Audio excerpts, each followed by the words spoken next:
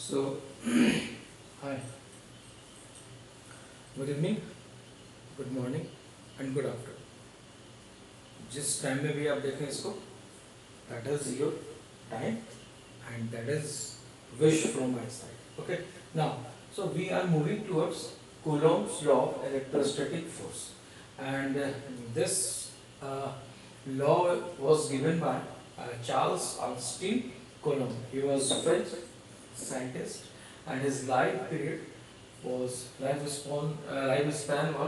from 1736 to 1806. Now, at this moment, from this point, we are moving towards the calculation side. Now, so from Coulomb's law, from this topic, our calculation actually starts in electrostat, right?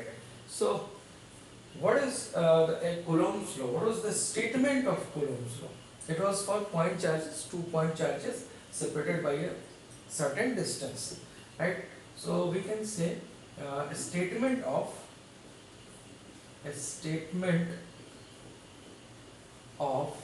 Coulomb's law, Coulomb's law, or Coulomb's force, right? So this is the statement, and the statement is for what? It is for point charges q1 and q2 are the 2 point charges, and they are separated by a certain distance r. q1 and q2 are 2 point charges and they are separated by distance r, right? So now what it says, okay? So it states that first we have to understand its statement, right? So, and keep in mind, for both the systems, scalar form as well as vector form, for both the system we have to define this Coulomb's law, okay?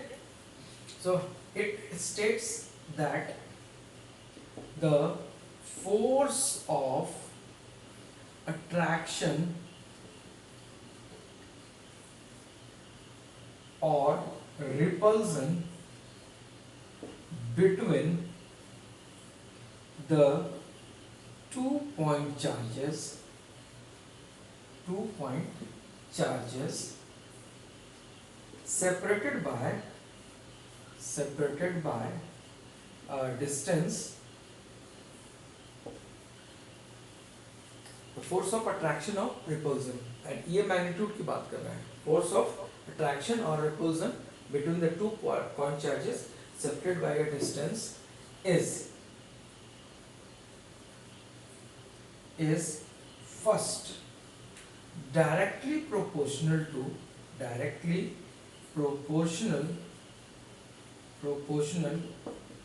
the product of individual charges,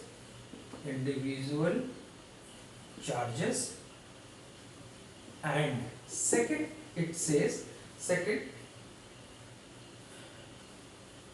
by force of attraction or repulsion between the 2 point charges separated by a distance is directly proportional to the product of the individual charges, and inversely proportional to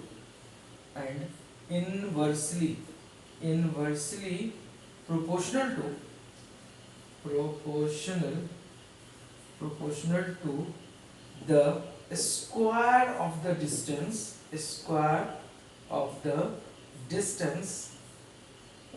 between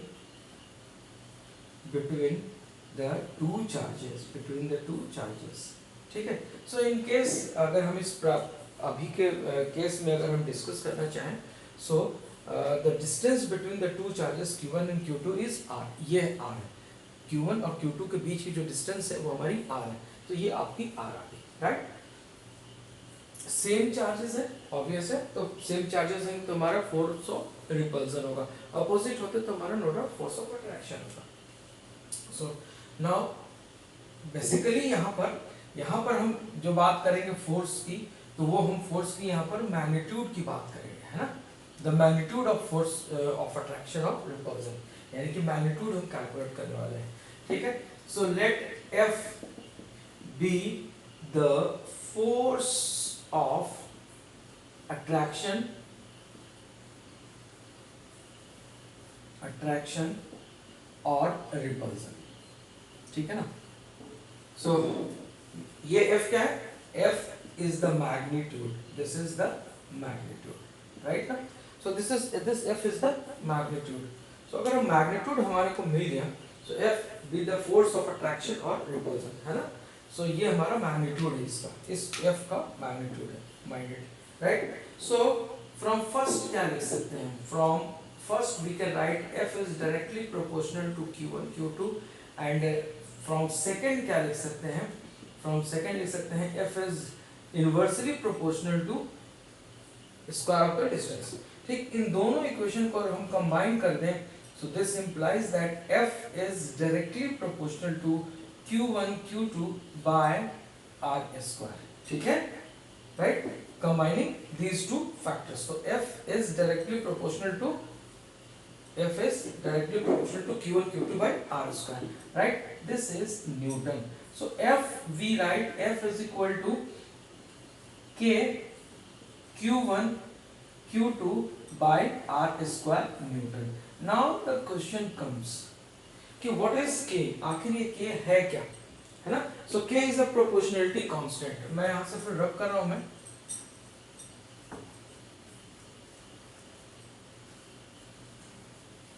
So K, where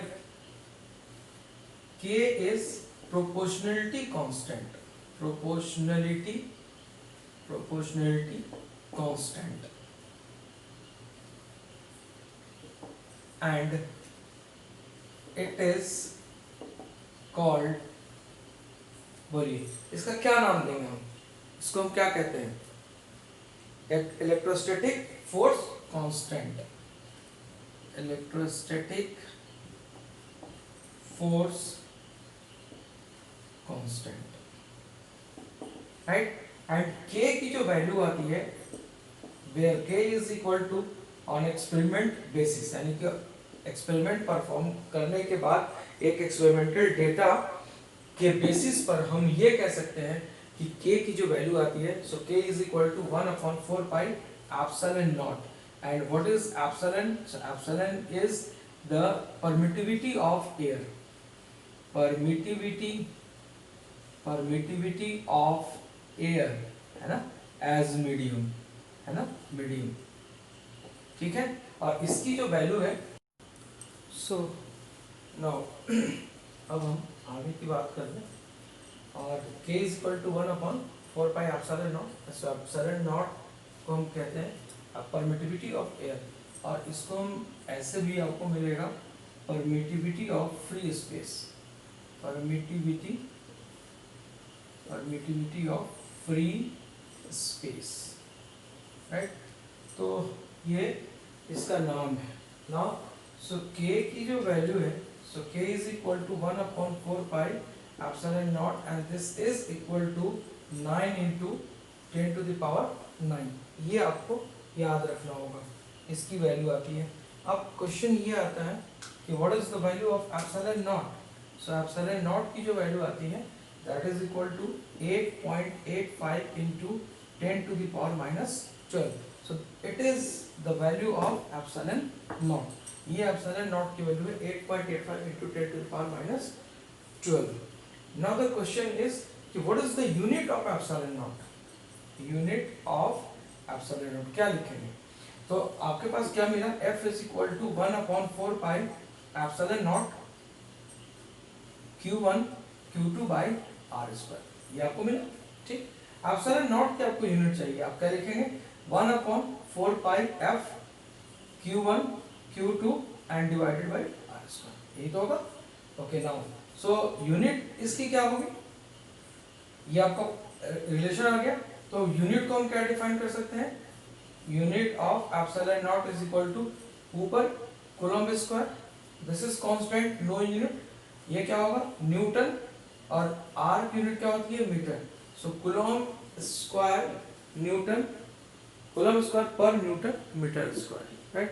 so it is units, and we can also write in this way n-1 and m-2. You have already gone through all these things in first unit of class 11 physics, right? So we are moving now. Now the question is k की value तो आपकी आ गई. What is the unit of k? अगर आपसे कोई पूछता है कि what is the unit of k, तो आप क्या लिखोगे? unit of k कितनी होगी? तो अब इसकी वैल्यू क्या होगी आपको, अभी मैंने फोर्स की यूनिट भी आपको बताया था, और इसको यूनिट ऑफ के ऐसा कर लेते हैं, इसको कैलकुलेट कर लेते हैं, right? So F is equal to K Q1 Q2 by r square Newton. ये हम लिख सकते हैं ऐसा, ये हम ऐसा लिख सकते हैं. आई होप कि आपको कोई प्रॉब्लम नहीं आनी चाहिए इससे. के की F is equal to K into Q1 Q2 by r square, है ना? हमें के की यूनिट ढूंढनी है. So what we can write for K? So k is equal to f into r square by q1 q2, and if we are able to write f r square by q1 q2, तो ये हमारा कितना हो जाएगा? Newton. तो unit of k क्या होगा? So unit of k is newton metre square पर कूलम स्क्वायर, है ना? f की unit newton, r metre, and q1 q2 coulomb into coulomb square. तो ऐसा यूनिट ऑफ चार्ज हमको मालूम है कि ऐसा unit of charge is nothing but coulomb. ये आप क्लास 10 से ही पढ़ते आ रहे हैं कि ऐसा unit of charge is coulomb, है ना? ये आपको मालूम है ना?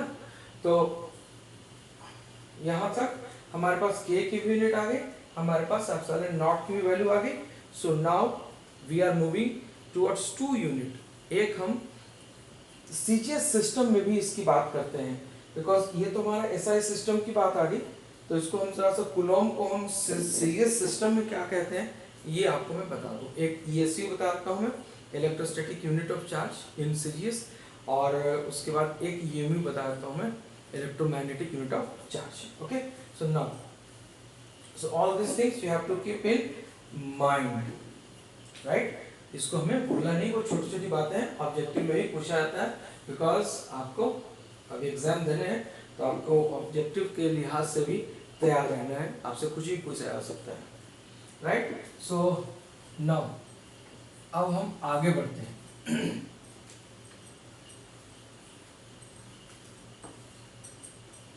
अब जब हम अगर आगे बढ़े तो हमें क्या मालूम है?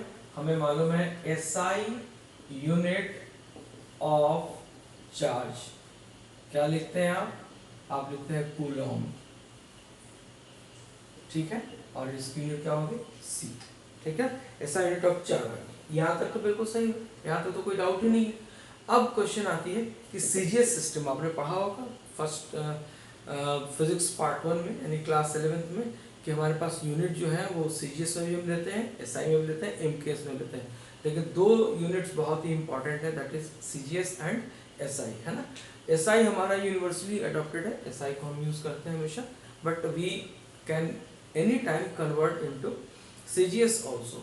तो सीजीएस में भी अगर हमको यूज करना पड़ता है तो हम धड़ल्ले से ही यूज करते हैं.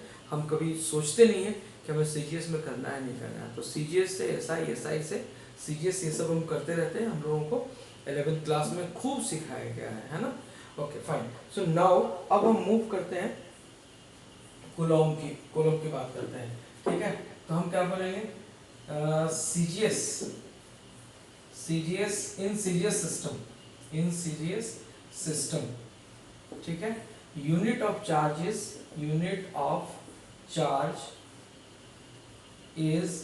स्टैट कूलम, ठीक है? और इसको हम इस तरीके से भी लिखते हैं स्टैट और कैपिटल सी, ठीक है? Unit of charge is stat coulomb, right, है ना? और in CGS unit of charge is called stat coulomb. तो हम क्या लिखेंगे? 1 coulomb is equal to 3 into 10 to the power 9 stat coulomb, और हम इसको लिखेंगे 3 into 10 to the power 9 ESU of charge, electrostatic unit of charge, है ना? ESU of charge. और ये हमारा जो सीरीज सिस्टम है, इसको हम नाम देंगे यानी कि 1 कूलम जो है हमारा वो कितने के बराबर आ गया, 1 कूलम कितने का बराबर आ गया, है ना। और this is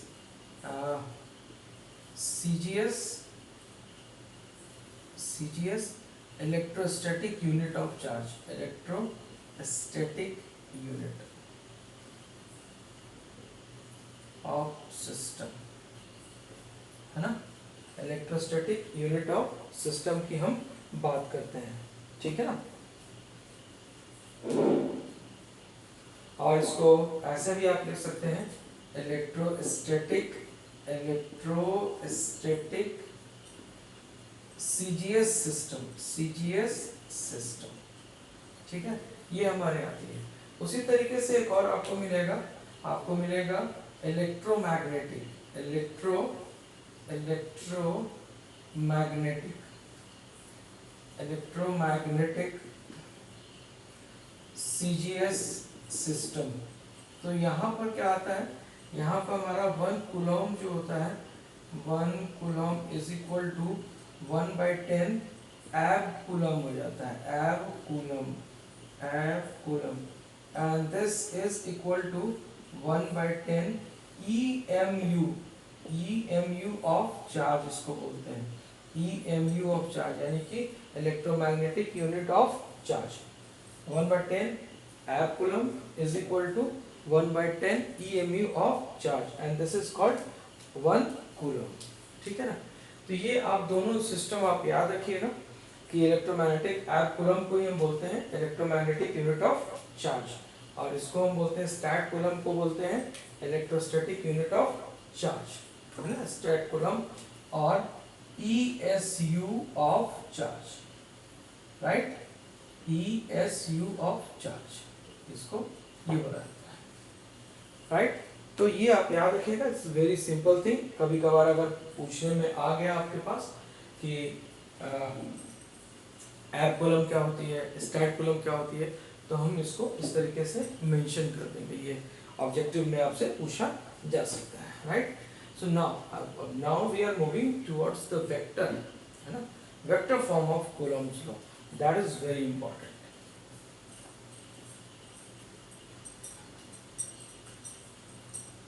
Right, so now we are moving towards vector form of Coulomb's law, vector form of Coulomb's law। ये जरा सा आप लोगों को समझना है, जिनकी वेक्टर अच्छी होगी उनके लिए कोई दिक्कत नहीं है, और जिनकी थोड़ी सी वेक्टर में अगर थोड़ा सा भी डाउट है तो उनको थोड़ा सा अच्छे से समझना पड़ेगा, है ना। सो यहाँ पर हम वेक्टर फॉर्म की अगर हम बात करते हैं तो वेक्टर फॉर्म में हमें क्या काउंट करना पड़ेगा, हमने यूनिट वेक्टर भी लेना पड़ेगा। तो अगर हम बात करते हैं, अब मैं डायरेक्ट बात करता हूँ और ये Q1 लिखता हूँ मैं इसको, और ये Q2 लिखता हूँ, and these are separated by distance r, ठीक है।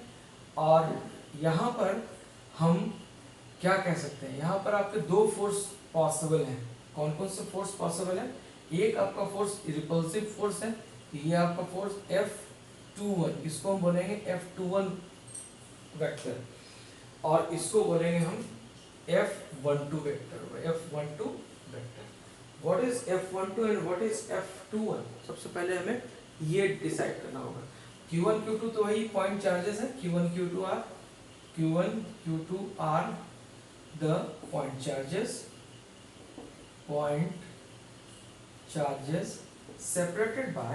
separated by a distance r, ये आपके पास है, ठीक है। अब क्वेश्चन आता है कि what is F1 and F2। तो ये तो फोर्स, अच्छा ये F12 इस तरफ क्यों लगा, बिकॉज दोनों पॉजिटिव चार्ज है, तो ये हमारा रिपल्सिव फोर्स है ना। सो F12 वेक्टर इज किस तरह का फोर्स है, तो रिपल्सिव फोर्स, ठीक। चलिए भाई, ये रिपल्सिव फोर्स हो गया, मान गए हम। अब बात आती है कि इसका मतलब क्या है।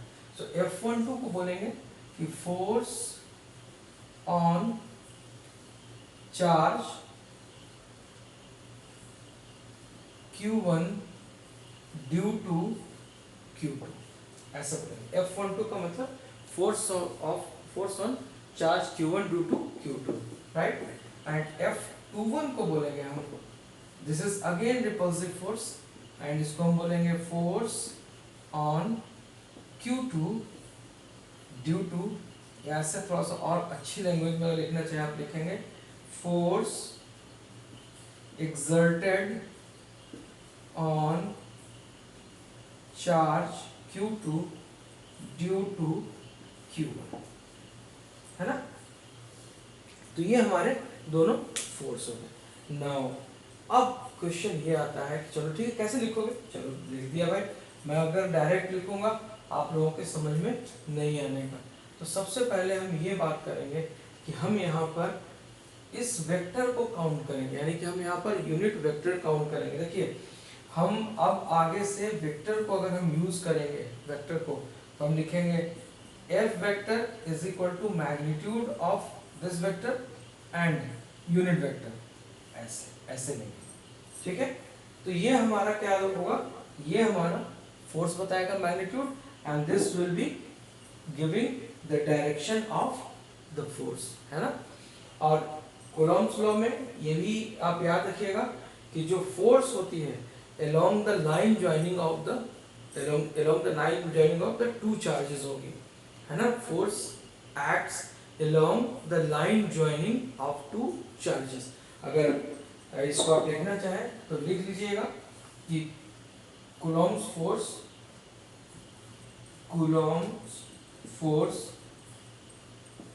acts along the line joining the two charges, ये आप याद रखिएगा, ठीक है? Right? So Coulomb's force acts along the line joining the two charges, यानी कि जो लाइन इन दोनों को ज्वाइन करेगा उसी के अलोंग आपका फोर्स होगा। ये बात तय है, ठीक है? तो हमें कभी इधर उधर मालूम नहीं करते करें फोर्स यहाँ तो नहीं लगेगा, इधर तो नहीं लगेगा, नहीं, फोर्स जब भी लगेगा तो along the line joining the two charges, यानी कि इसी लाइन में लगेगा, ठीक है? अब बात आती है थोड़ी सी, मैं आपको वेक्टर की तरफ लेकर चलता हूँ, क्योंकि हमें यूनिट वेक्टर चाहिए होगा। इसको रिप्रेजेंट करने के लिए हमारे को यूनिट वेक्टर चाहिए होगा, और वो यूनिट वेक्टर हम कैसे कैलकुलेट करेंगे, ठीक है ना? इस यूनिट वेक्टर को कैलकुलेट करने के लिए ही हमें जद्दोजहद करनी पड़ी है, हमने वो थोड़ा सा एफर्ट लगाना है। और अगर हमने यूनिट वेक्टर को कैलकुलेट कर लिया तो फिर तो ये बहुत ही आसान चीज़ है, ठीक है ना? और यूनिट वेक्टर भी बहुत कैलकुलेट करना is not a big deal, ये आप लोगों को ऑलरेडी पढ़ा हुआ है क्लास 11th में। यूनिट वेक्टर की अगर हम बात करें, so R unit vector is equal to vector R and divided by magnitude of R vector, this is the unit vector, है ना? ये आपने ऑलरेडी पढ़ा हुआ है ना? और एक बात और भी आपने पढ़ा होगा कि अगर हम मैग्नीट्यूड ले लें किसी भी यूनिट वेक्टर का तो उसकी वैल्यू कितनी आती है, 1 आती है। तो these two things already you are knowing, so nothing to worry about or nothing new here, but I would like to explore the vector diagram of these two charges, यानी कि हम वेक्टर के मदद से दिखाएंगे कि दोनों चार्जेस कहाँ पर रखे हुए हैं, राइट? यानी कि हम इसकी पोजीशन वेक्टर पहले कैलकुलेट करेंगे और उसके बाद हम इसको डिफाइन करके आपको दिखाएंगे। Fine, okay.